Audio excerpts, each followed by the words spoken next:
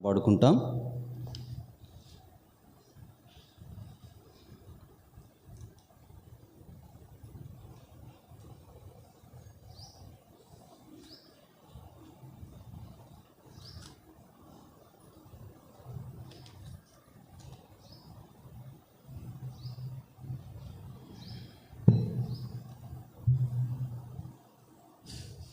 సీయోను పాటల పుస్తకంలో, పెద్ద పుస్తకంలో, క్రొత్త పుస్తకంలో 189, పాత పుస్తకంలో 187 పాట పాడుకుంటాం. మహాసామర్థ్య ఓ యేసు బహు విశాలుడవు నీవేనే పాట. 189 క్రొత్త పుస్తకము, 187 పాత పుస్తకం.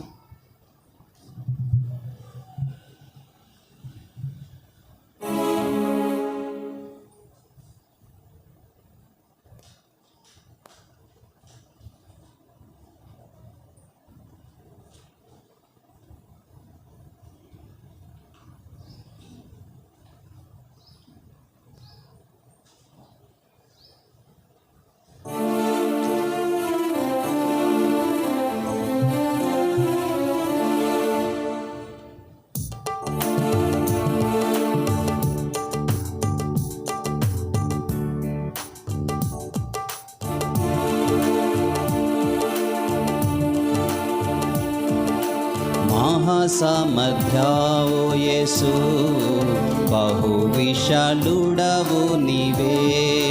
మహాసామర్థ్యా ఓ యేసు బహు విశాలుడవు నీవే. ప్రేమపూర్ణుడా నిన్ను మనసారా స్తుతించేదను. ప్రేమపూర్ణుడా నిన్ను మనసారా స్తుతించేదను. మహాసామర్థ్యా ఓ యేసు బహు విశాలుడవు నీవే. మహాసామర్థ్యా ఓ యేసు బహు విశాలుడవు నీవే. ప్రభు నీవే నాదు జీవము, నేను పూర్తిగా మృతుడను. దాచబడి తిని నీయందు స్థిరపరచితివి నన్ను. ప్రభు నీవే నాదు జీవము, నేను పూర్తిగా మృతుడను. దాచబడి తిని నీయందు స్థిరపరచితివి నన్ను. ప్రత్యక్షమై మహిమయందు ప్రభు నిన్ను స్తుతించేదను. ప్రత్యక్షమై మహిమయందు ప్రభు నిన్ను స్తుతించేదను. మహాసామర్థ్యా ఓ యేసు బహు విశాలుడవు నీవు. మహాసామర్థ్యా ఓ యేసు బహు విశాలుడవు నీవు. సర్వశ్రేష్ఠుండా ప్రభువా, సర్వ ప్రధానుండవు నీవే. చిత్తం నెరవేర్చుకో, నీదు ప్రభుత్వమందున్నను. సర్వశ్రేష్ఠుండా ప్రభువా, సర్వ ప్రధానుండవు నీవే. నీదు చిత్తం నెరవేర్చుకో, నీదు ప్రభుత్వమందున్నను. నీవే శిరోమణివి ప్రభో, ఆర్భటించి స్తుతించేదను. నీవే శిరోమణివి ప్రభో, ఆర్భటించి స్తుతించేదను. మహాసామర్థ్యా ఓ యేసు బహు విశాలుడవు నీవు. మహాసామర్థ్యా ఓ యేసు బహు విశాలుడవు నీవు. నాయందున్న ప్రభువా నీవే, శుభ నిరీక్షణయైతివి. వేగవచ్చుచున్నవని నా ఆశాధికంబగుచుండే. నాయందున్న ప్రభువా నీవే, శుభ నిరీక్షణయైతివి. వేగవచ్చుచున్నవని నా ఆశాధికంబగుచుండే. సంధింతు ప్రభు నిన్ను మహా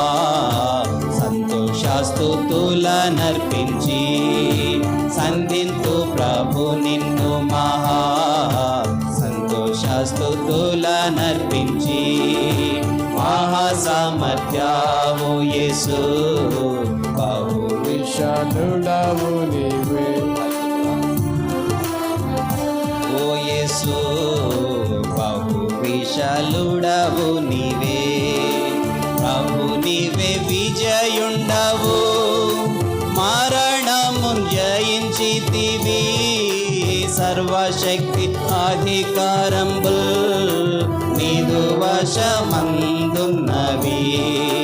ప్రభు నీవే విజయుండవు మరణము జయించితివి సర్వశక్తి అధికారము నీదు వశమందున్నవి నిన్ను బట్టి జయించేదను దీనుడనై భజించేదను నిన్ను బట్టి జయించేదను దీనుడనై భజించేదను మహాసామర్థ్యావు యేసు బహు విశాలుడవు నీవు మహాసామర్థ్యావు యేసు బహు విశాలుడవు నీవు ప్రేమపూర్ణుడా నిన్ను మనసర స్తుతించేదను ప్రేమపూర్ణుడా నిన్ను మనసర స్తుతించేదను మహాసామర్థ్యావు యేసు బహు విశాలుడవు నీవు మహాసామర్థ్యావు యేసు బహు విశాలుడవు నీవు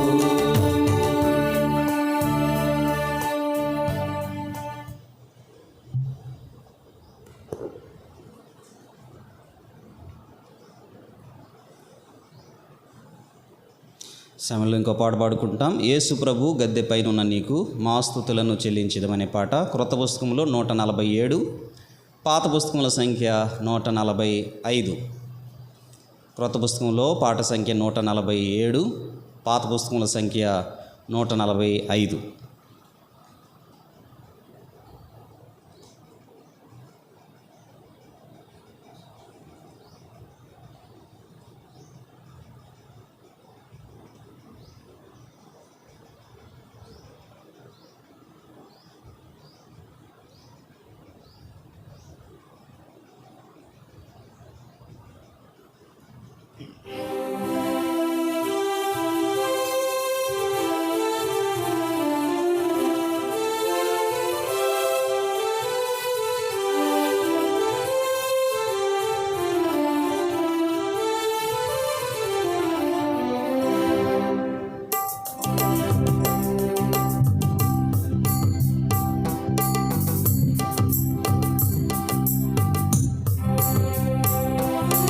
యేసు ప్రభో గద్దె పైనున్న నీకు మా స్తుతులను చెల్లించేదము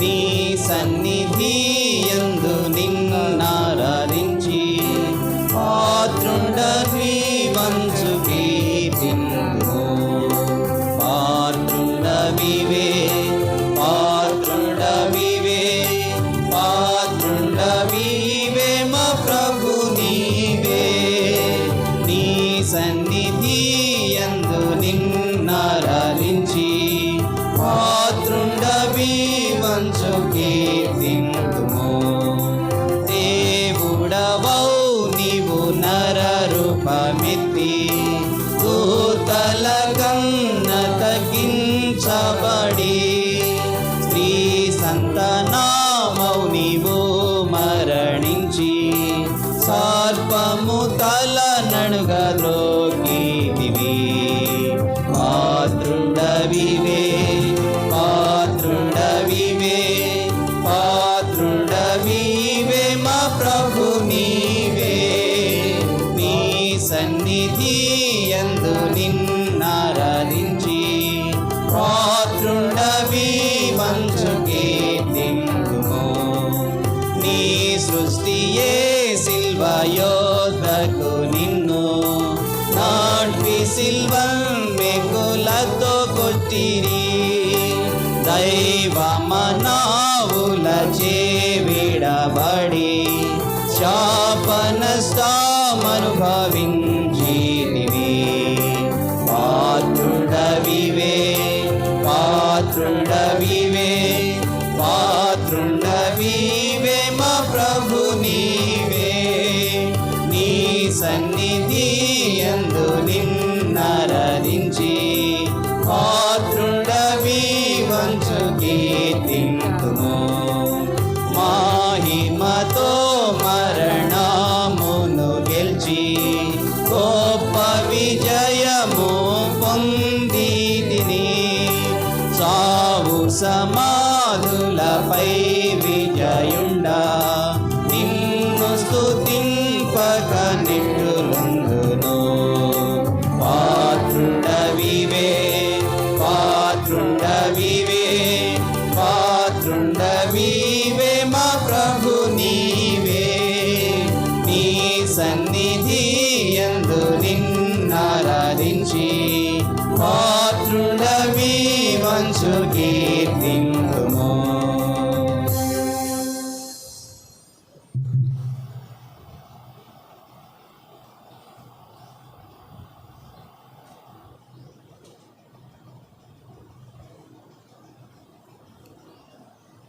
సమయంలో దేవునికి స్తోత్రము గానము చేయటం మంచిదనే పాట.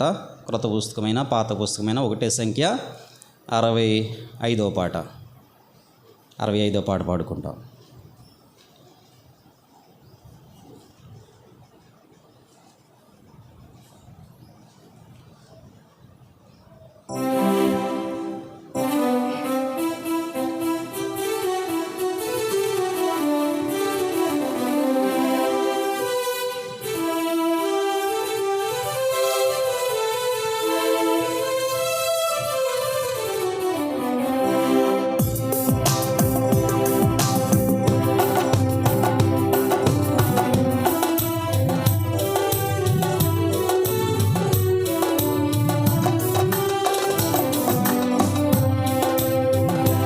దేవునికి స్తోత్రము గానము చేయుటయే మంచిది.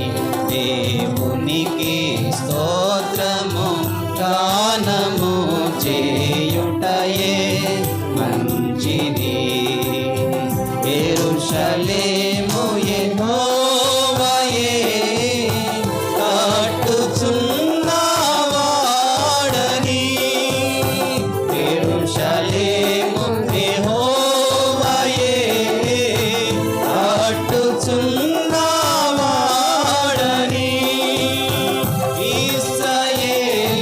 ఇశ్రాయేలీయులను పోగు చేయువాడని.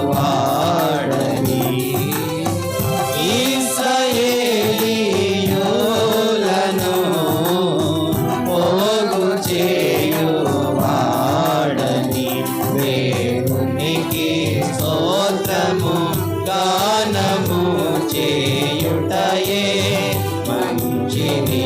దేవునికి స్తోత్రము గానము చేయుటయే మంచిది. కుండె చెదరిన వారిని బాగు చేయువాడని.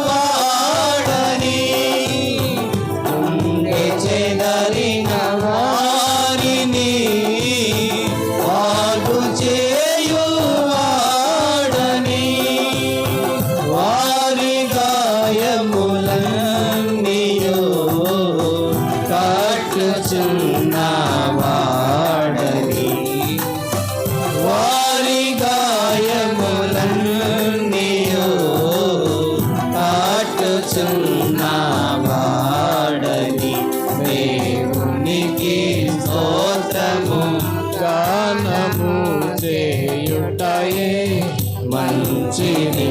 దేవునికి స్తోత్రము గానము చేయుటయే మంచిది.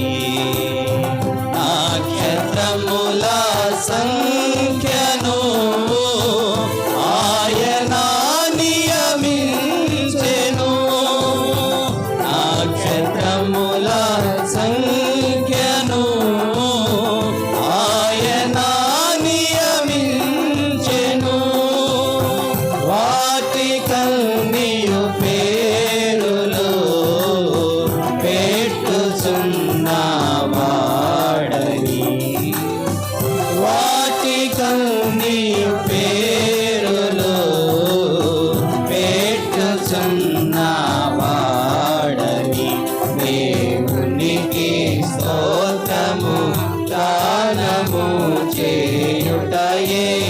మంచిది దేవునికి స్తోత్రము గానము చేయుటయే మంచిది.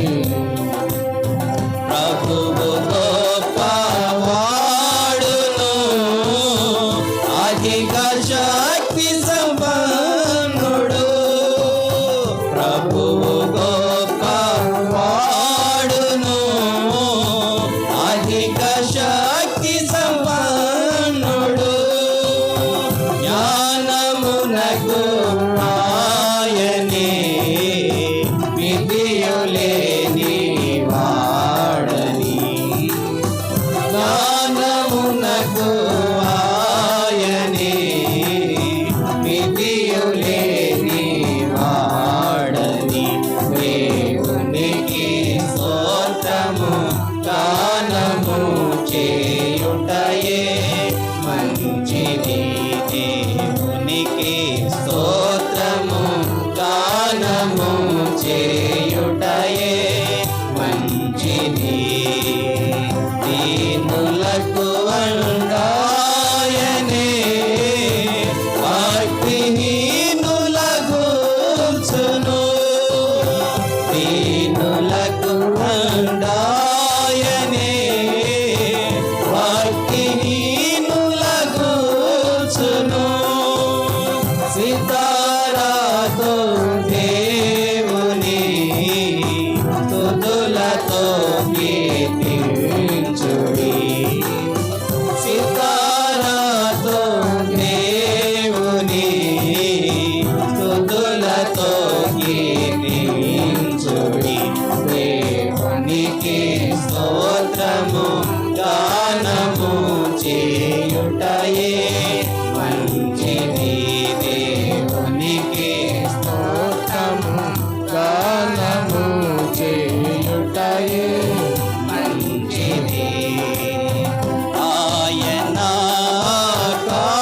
ఆకాశమును మేఘములతో కాపుచు. ఆయన ఆకాశమును మేఘములతో కాపుచు. భూమి కొరకు వర్షము సిద్ధపరచువాడని. భూమి కొరకు వర్షము సిద్ధపరచువాడని. దేవునికి స్తోత్రము గానము చేయుటయే మంచిది. దేవునికి స్తోత్రము గానము చేయుటయే మంచిది. పర్వతములలో గాడిని పశువులకు మొలిపించును. పర్వతములలో గాడిని పశువులకు మొలిపించును. అరచు పిల్ల కాకులకును ఆహారము తానీయును. అరచు పిల్ల కాకులకును ఆహారము తానీయును. దేవునికి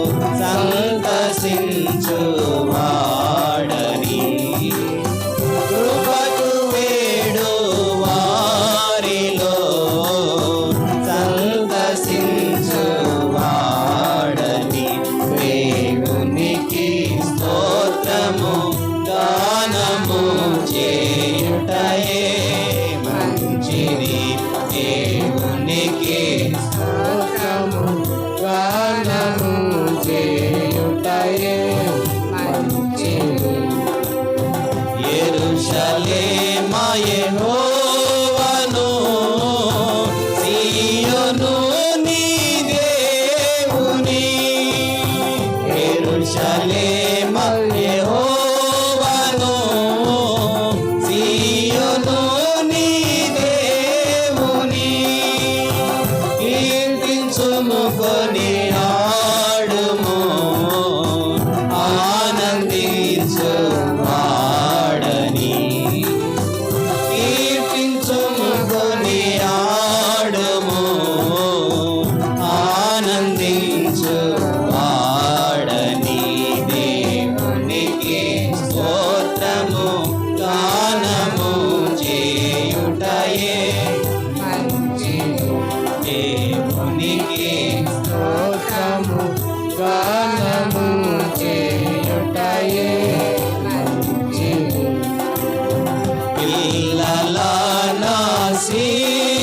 పిల్లలనాశీర్వదించియు బలపరచెని గుమ్మము. పిల్లలనాశీర్వదించియు బలపరచెని గుమ్మము. మంచి గోధుమ పంటతో నిన్ను తృప్తిగా నుంచును. మంచి గోధుమ పంటతో నిన్ను తృప్తిగా నుంచును. దేవునికి స్తోత్రము గానము చేయుటయే మంచిది. దేవునికి స్తోత్రము. గానము చేయుటయే మంచిది. ఎంతమందికి సంతోషంగా ఉంది దేవుని ఆరాధించాలని?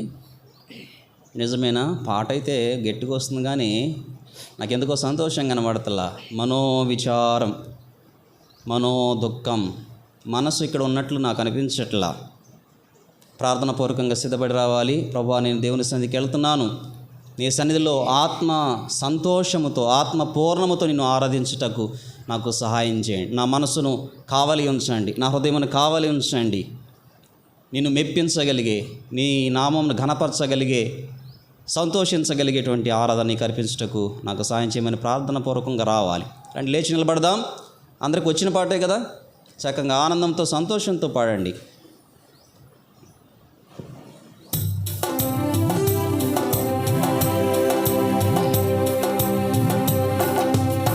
భూమికి తన యాజ్ఞను ఇచ్చువాడు ఆయనే. భూమికి తన యాజ్ఞను ఇచ్చువాడు ఆయనే. వేగముగను దేవుని వాక్యము పరుగెత్తును. వేగముగను దేవుని వాక్యము పరుగెత్తును. దేవునికి స్తోత్రము గానము చేయుటయే మంచిది. దేవునికి స్తోత్రము గానము చేయుటయే మంచిది. వాక్యమును యాకోబుకు తెలియజేసిన వాడని. వాక్యమును యాకోబుకు తెలియజేసిన వాడని. ఏ జనముకి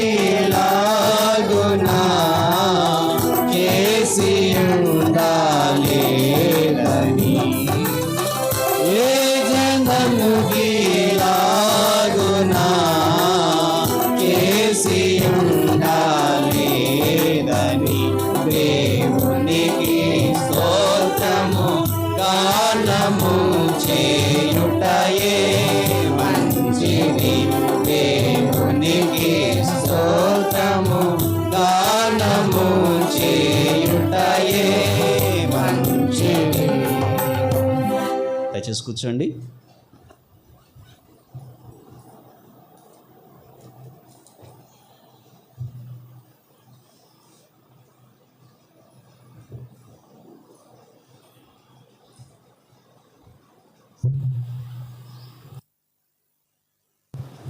ఈ ఉదయకాలము ప్రభువుని ఆరాధించడానికి వచ్చిన మీ అందరికీ ప్రభు యేసుక్రీస్తు నామములో శుభాభివందనాలు. ప్రభువుని ఆరాధించడానికి ముందుగా కొన్ని లేఖన భాగాలు మనం చూసుకుందాం. కీర్తనలు 65వ అధ్యాయము 4వ వచనం. కీర్తనలు 65వ అధ్యాయము 4వ వచనము అందరము కలిసి చదువుకుందాం.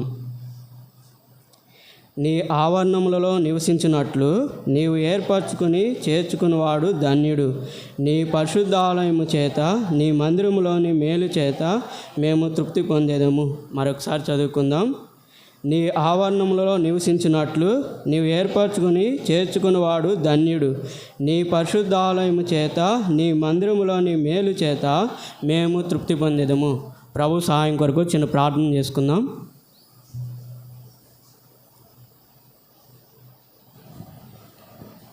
కృపయు కనికరం కలిగిన మా యేసయ్య, పరిశుద్ధమైనటువంటి దేవ, ఘనమైనటువంటి నీ యొక్క బంగారు పాదాలకు వందనాలు స్తోత్రాలు చెల్లించుకున్నాను తండ్రి.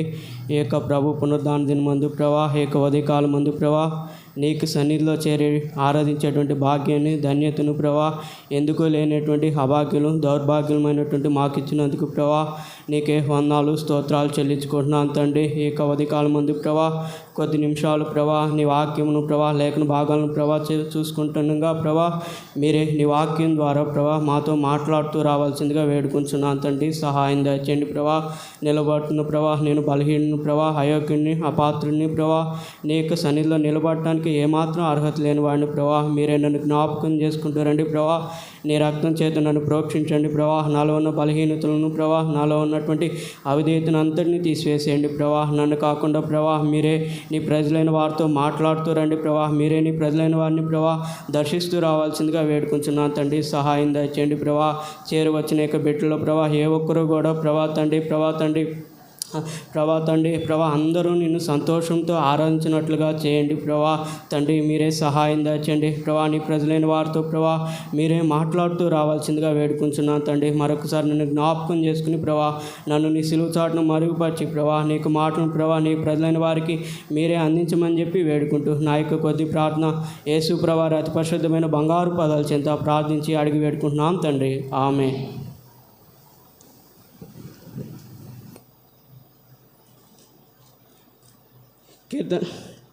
ఇక్కడ 65వ అధ్యాయం 4వ వచనం కనుక చూసుకుంటే, నీ ఆవరణంలో నివసించినట్లు నీవు ఏర్పరచుకుని చేర్చుకున్నవాడు ధన్యుడు.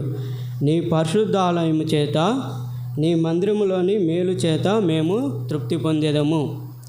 ఇక్కడ కనుక మనం చూసుకుంటే దేవుని యొక్క ఇంట్లో మనల్ని చేర్చి మనల్ని ఏర్పరచుకున్నటువంటి వాడుగా ఉంటున్నాడు. ఇక్కడ కొన్ని లేఖనాలు చూద్దాము. లూకా సువార్త 15వ అధ్యాయము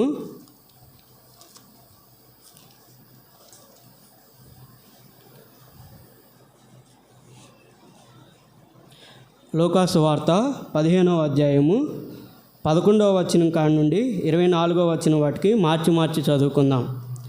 లూకా సువార్త 15వ అధ్యాయము 11వ వచనం కాడి నుంచి 24వ వచనం వాటికి మార్చి చదువుకుందాం. మరియు ఆయన ఇట్లనెను, ఒక మనుషునికి 2 కుమారులుండిరి.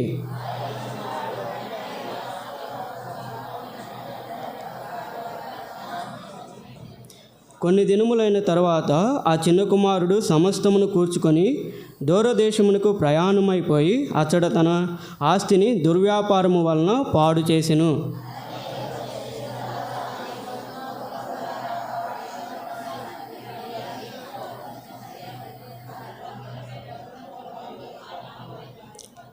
వాడు పొందులు తిను పొట్టుతో తన కడుపు నింపుకొని ఆశపడను కానీ ఎవడునూ వానికేమీ ఇయ్యలేదు.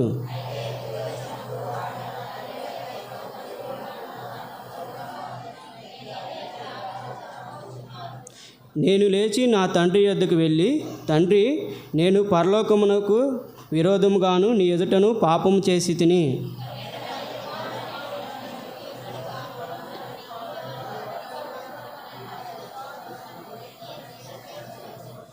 వాడింకా దూరంగా ఉన్నప్పుడు తండ్రి వాడిని చూచి కనికరపడి పరిగెత్తి వాని మెడ మీద ముద్దు పెట్టుకొనెను.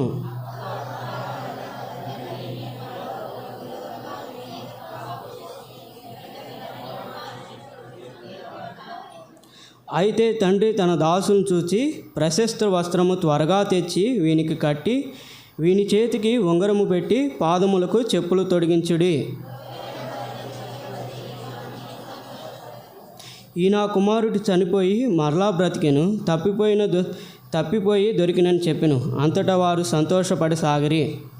ఇక్కడ కనుక మనం చూసుకుంటే ఒక తండ్రికి 2 కుమారులు ఉన్నటువంటి వారు ఉంటున్నారు. చిన్న కుమారుడు తన తండ్రిని తన యొక్క తండ్రిలో వచ్చేటువంటి ఆస్తిని తన యొక్క వాటాను తను ఇచ్చేయమంటున్నాడు. అసలు తండ్రి ఇంట్లో అసలు ఏమేమి ఉన్నాయో కొన్ని లేఖనాలు మనం చూసుకుందాం. ఆదికాండము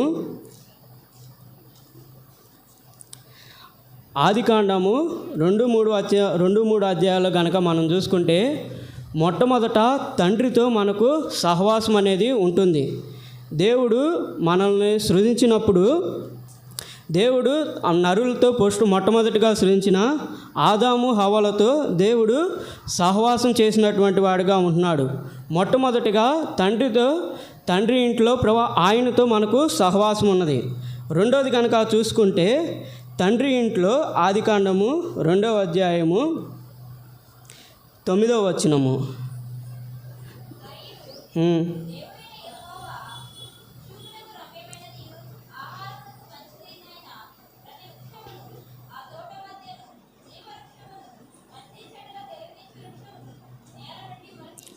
ఇక్కడ కనుక మనం చూసుకుంటే మొట్టమొదటిగా తండ్రి ఇంట్లో తండ్రితో మనకు సహవాసం ఉంటుంది. రెండోదిగా మనం చూసుకుంటే తండ్రి ఇంట్లో ఆహారం ఉంది. తండ్రి మనకి ఏమేమి కావాలో సమృద్ధి అయిన ఆహారం మొత్తాన్ని తన పిల్లల కొరకు ముందుగానే సిద్ధపరిచాడు. మూడోది కనుక మనం చూసుకుంటే తండ్రి ఇంట్లో ఇంకేముందంటే 2వ అధ్యాయము 15వ వచనం. ఎవరైనా చదవండి.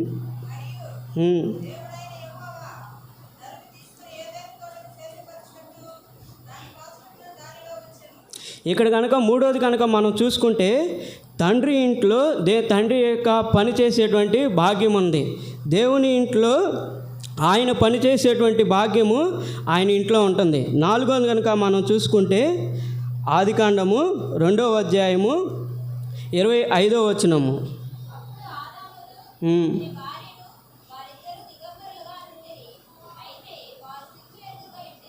ఇక్కడ కనుక మనం చూసుకుంటే తండ్రి ఇంట్లో ఆత్మీయమైనటువంటి వస్త్రాలు ఉన్నాయి. ఇవన్నీ కూడా తండ్రి ఇంట్లో తండ్రి ఉచితంగా మనకు అనుగ్రహించాడు.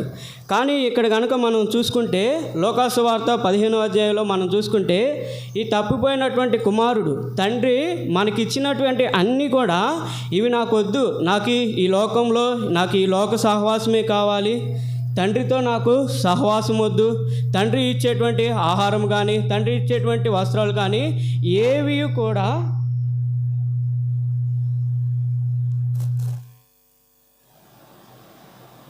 తండ్రి ఇచ్చేటువంటివి ఏవి కూడా నాకు అక్కర్లేదని చెప్పి ఈ లోక స్నేహాన్ని ఈ లోక సహవాసాన్ని కోరుకున్నటువంటి వాడిగా ఉన్నాడు.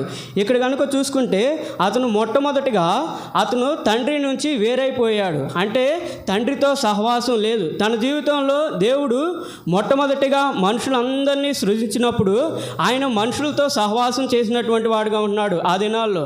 కానీ మనిషి ఎప్పుడైతే హవ్వ పాపం చేసి దేవుడి నుండి వేరైపోయిందో మనం కూడా అట్లాగే మన యొక్క పుట్టుకతోనే మనం కూడా తండ్రి నుంచి వేరైపోయి తండ్రికి దూరంగా వెళ్ళిపోవాలని చెప్పి దూరంగా వెళ్ళిపోయినటువంటి వాడుగా ఉంటున్నాడు.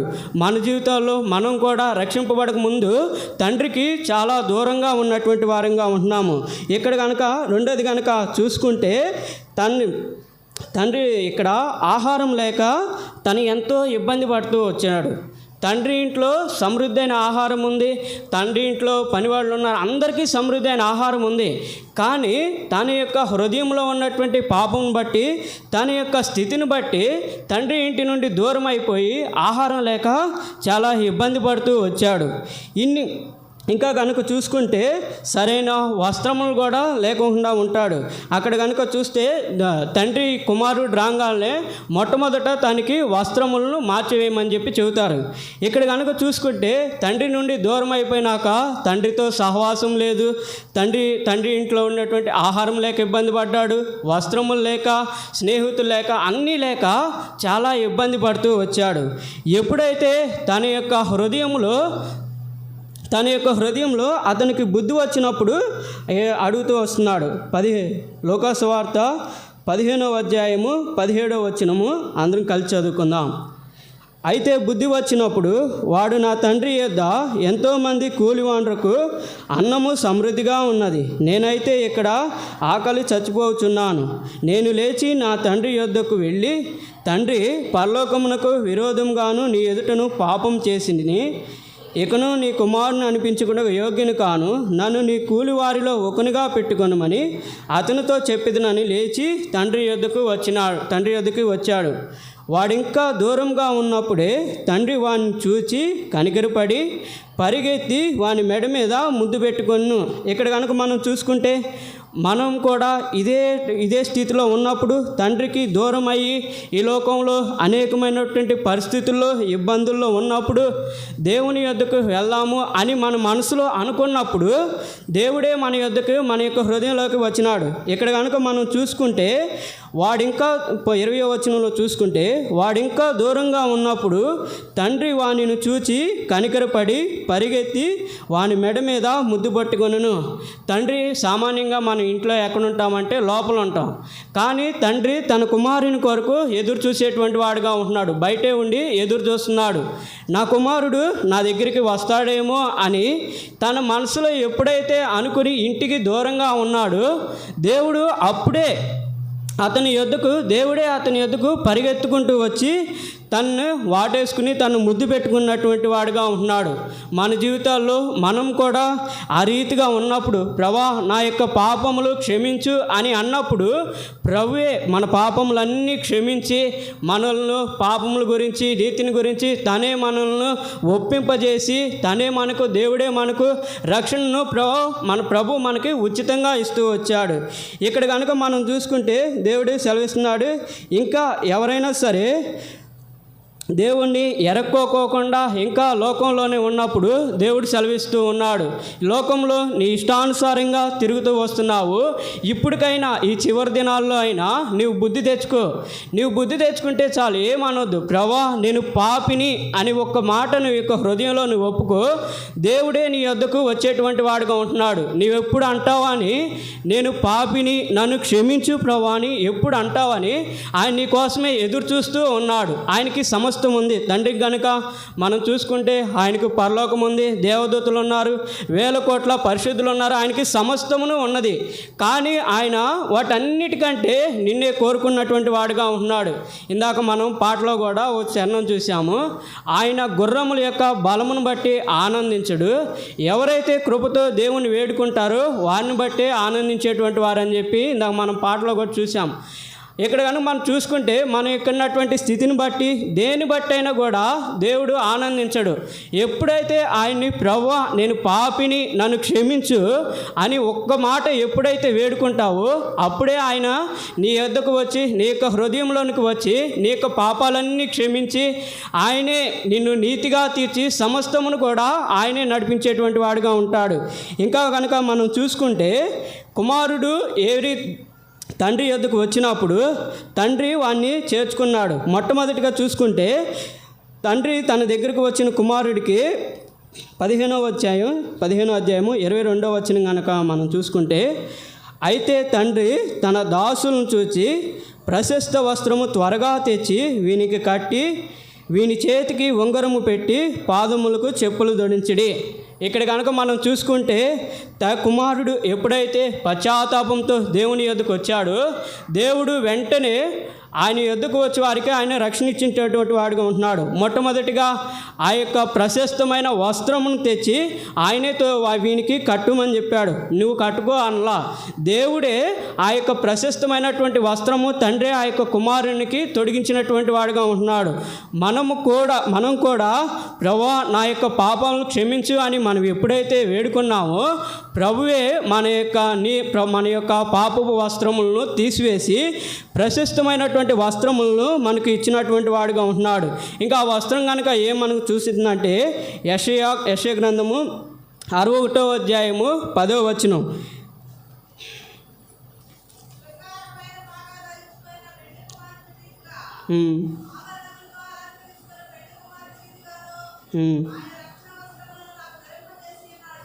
ఇక్కడ కనుక మనం చూసుకుంటే ఆయనే మనకు రక్షణ వస్త్రమును నీతి వస్త్రములను ఆయనే దేవుడే మనకు అనుగ్రహించాడు. ఇంకా ఆ వస్త్రం ఏమని చూస్తుందంటే ప్రకటన గ్రంథము 6వ అధ్యాయము 11వ వచనం.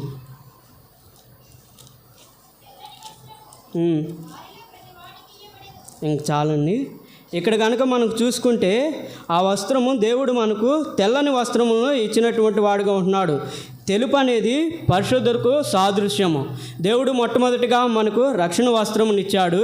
రెండోదిగా పరిశుద్ధమైనటువంటి తెల్లని వస్త్రం అంటే పరిశుద్ధమైనటువంటి జీవితాన్ని దేవుడు మనకు అనుగ్రహిస్తూ వచ్చాడు. తానే మనకు పరిశుద్ధమైనటువంటి జీవితాన్ని ఇచ్చాడు. ఇంకా కనుక మనం చూసుకుంటే దేవుడు మనకి దీన మనసు అనే వస్త్రమును కూడా దేవుడే అనుగ్రహించాడు. మన జీవితాల్లో మనకి ఇటువంటి దీన మనసు అనే వస్త్రం లేదు. మనం ఎంత గర్వము అహంకారంతో నిండేటువంటి వారము. కానీ దేవుడే మనకు అనేకమైనటువంటి శ్రమల గుండా మనం నడిపించి తానే మనకు దీన వస్త్రమును ధరింపజేసినటువంటి వాడుగా ఉంటున్నాడు.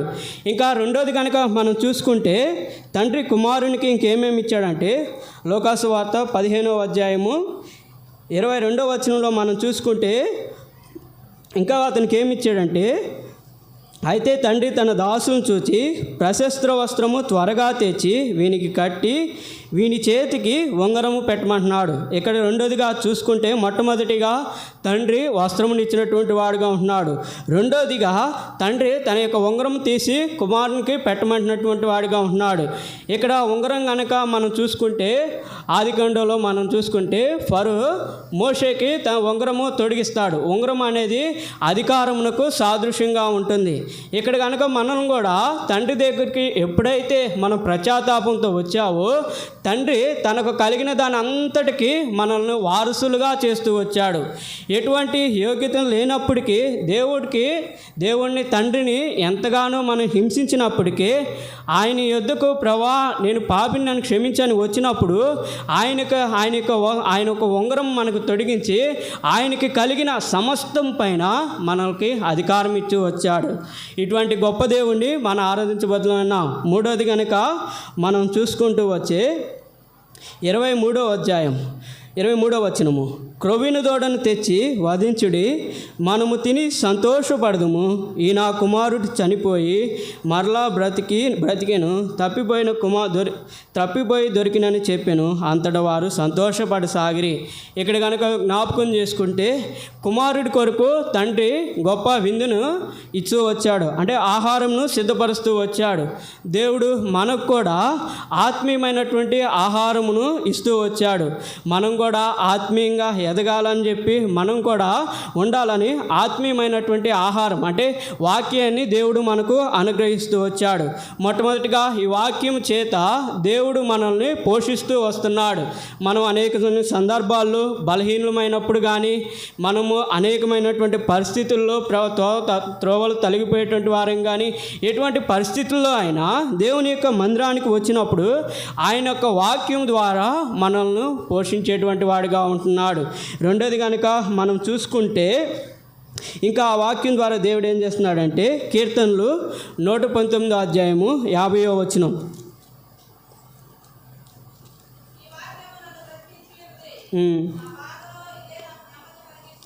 ఇక్కడ కనుక మనం జ్ఞాపకం చేసుకుంటే ఈ యొక్క వాక్యము పోషించడమే కాకుండా ఆ యొక్క వాక్యము మనల్ని మన యొక్క బాధల్లో అన్నిటిలో కూడా నెమ్మది మనకి ఇస్తూ వచ్చింది. ఇంత గొప్ప దేవుడిని మనం ఆరాధించబద్దమైన. మూడోది కనుక చూసుకుంటే ఈ వాక్యం మనకి ఇంకేం చేస్తుందంటే హెబ్రీయులకు రాసిన పత్రిక 4వ అధ్యాయము 12వ వచనం.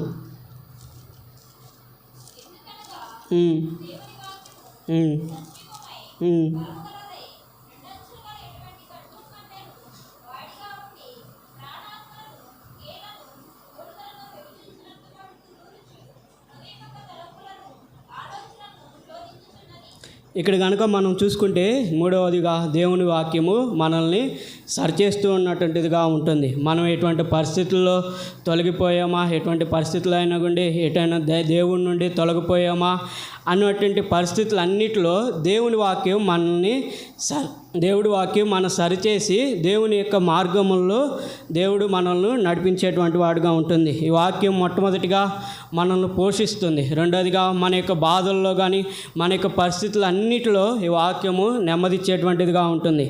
మూడోది కనుక ఈ వాక్యము మనల్ని అనేకమైనటువంటి పరిస్థితుల్లో కూడా ఎటు త్రోవ తప్పుకోకుండా దేవుడే మనతో కూడా వాక్యం ద్వారా ప్రభు మనల్ని సరిచేసేటువంటి వాడిగా ఉంటున్నాడు. ఇంకా చివరిగా మనం చూసుకుంటే ఇంకా తండ్రితో లోకాసువార్త 15వ అధ్యాయము మనం చూసుకుంటే తండ్రితో కోల్పోయినటువంటి సహవాసమును దేవుడు మరలా అనుగ్రహిస్తూ వచ్చాడు. ఏదైతే తండ్రి దగ్గర నుండి కోల్పోయాడో, ఎప్పుడైతే తండ్రి యొద్దకు వచ్చాడో, తండ్రి దగ్గరకు వచ్చి పాపినని క్షమించమని అడిగినప్పుడు తండ్రి తన కొరకు ప్రశస్తమైన వస్త్రముని ఇచ్చాడు, ఉంగరముని ఇచ్చాడు, అధికారంని ఇచ్చాడు, వాక్యాన్ని ఇచ్చి పోషిస్తూ వచ్చాడు. ఇక చివరిగా తిరిగి మరలా తండ్రితో సంతోషించేటువంటి భాగ్యాన్ని ధన్యతను అనుగ్రహిస్తూ వచ్చారు. మొదటి యోహాను 1వ అధ్యాయము 3వ వచనం.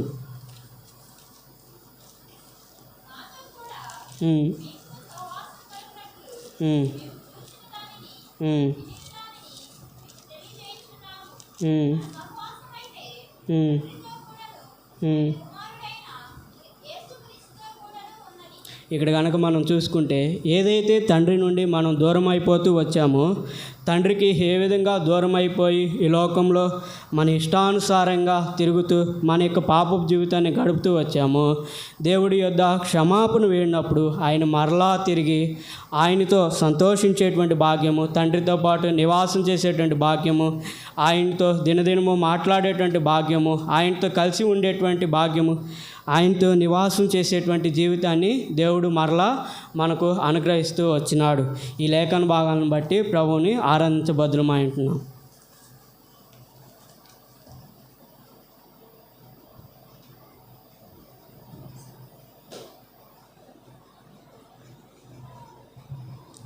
సమయంలో మనం లేచి నిలబడి ఒక పల్లవి పాడుచుండగా సండే స్కూల్ టీచర్స్